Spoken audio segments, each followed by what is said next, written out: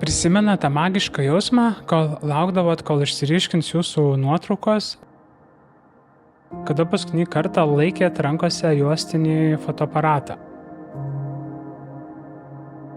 Šiandien skaitmeninės nuotraukos, nepaisant aukštos raiškos, dažnai atrodo pernelyg tobulos ir nuobodžios. Įsivaizduokite, kad jūsų nuotraukos vėl gali turėti tą švelnų šviesos nuotykį, šiek tiek išblukusias spalvas ir tą unikalų grūdėtumą, kuris suteiks nuotraukom gylio ir atmosferos.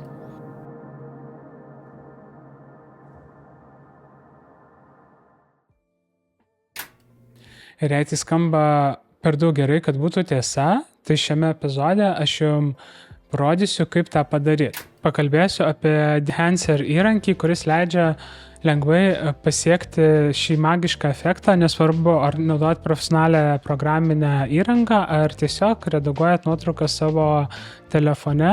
Dehancer padės jums atgaivinti senosios fotografijos dvasią jūsų nuotraukose. Išbandysime 3 opcijas, kurias siūlo Dehancer nuotraukų redagavime. Tai būtų online versija, kurią galite naudotis tiek telefonu, tiek naršyklės pagalba per kompiuterį. Tai yra labai lengvai prieinama versija. Pasirink Products ir tada Try Dehancer Online. Čia tiesiog galite paspausti Try Dehancer Online. Jeigu patiks, tai galite įsigyti mėnesinę, metinę prenumeratą ir papildomai suvedę promo kodą LUKASMAR gausi 10% nuolaidą pasirinktam planui. Tai paspaudžiu įsikelt nuotrauką, pasirenku nuotrauką, kurią norėčiau aš įkelt. Tai pirma skiltis, tai yra Film Presets, tai yra juostelių emulacijos. Dabar pasirinksiu šiuo atveju Kodak Supra 100. Eina sekantis Light, nesunkiai išsirinkti norimo atspalvio šviesumo variantą.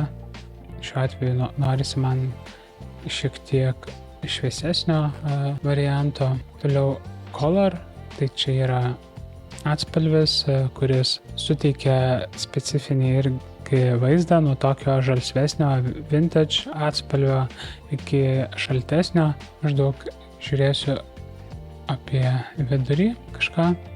Toliau sekantis yra Effects. Tai būtent šitie efektai papildomai jie dar suteikia daugiau elementų, kaip grain. Jisai gražiai įsilieja nuotraukos bendrą vaizdą. Jį tiesiog galima dar intensyvumą jo pamažinti, jeigu norisi jo mažiau arba daugiau.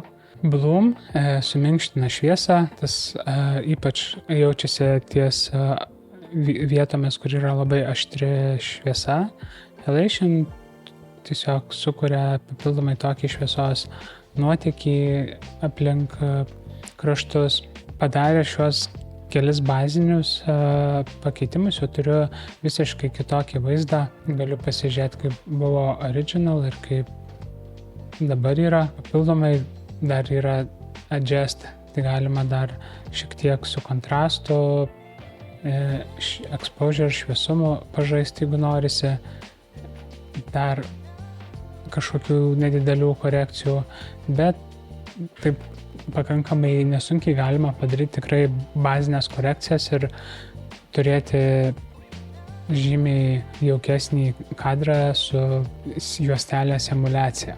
Jeigu norite daugiau laisvės ir daugiau įrankių kontroliuoti nuotraukos emulacijos nustatymus, tai bus galima atlikti profesionalioj integracijoje skirtoj į Photoshop, Lightroom bei kitas nuotraukų redagavimo programas. Antras būtų iPhone telefonams skirta programėlė, kurią galėsit naudoti savo iPhone telefone.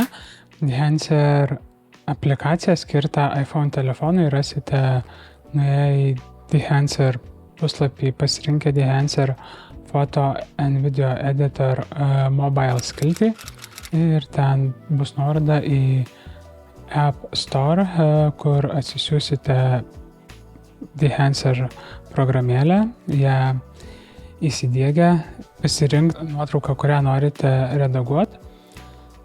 turės galimybę pasirinkti iš esamų presetų nuotrauką susiredaguoti arba pasirinkti original ir tada paspausti edit ir pirmiausiai įsirinkti juostelės emuliaciją. Toliau rekomenduoju print. Jisai atstoja ant popieriaus spausdinamos nuotraukos emuliaciją. Analog range limiter uždėjus atsiranda didesnis dinaminis režimas. Dar galima pakoreguoti bazinius spalvų, tonų, kontrasto nustatymus. Sekantis tai būtų Film Grain, kur taip pat leidžia tiek pasirinkti presetą, tiek rankiniu būdu galit nusistatyti, kokio intensyvumo norisi efekto. Halation, tai yra šviesos nuotėkį, taip pat galima kontroliuoti pagal profilio intensyvumą, taip pat ir bloom, kad būtų minkštesnė šviesa, galima pasirinkti norimą profilį arba pasirinkę custom pagal save nusistatyti intensyvumą.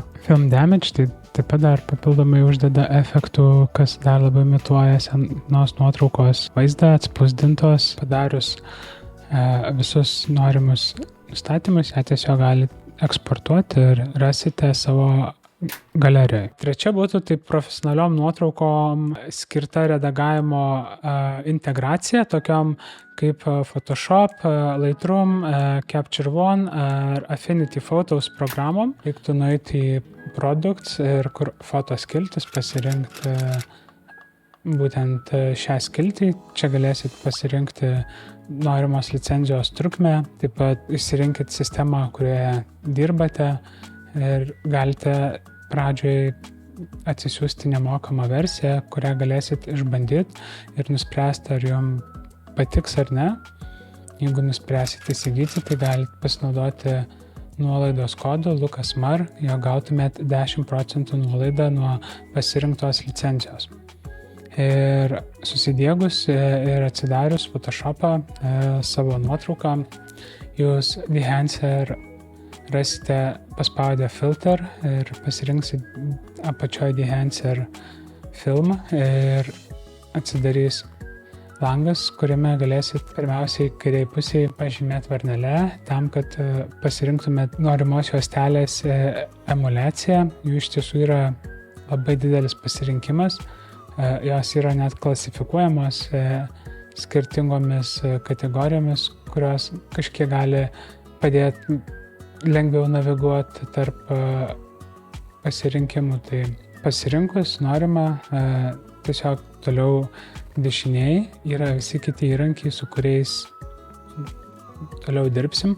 Jų yra tikrai labai didelis kiekis ir šio video metu net visų neaptarsim. Tiesiog labai rekomenduoju patiems paeksperimentuoti.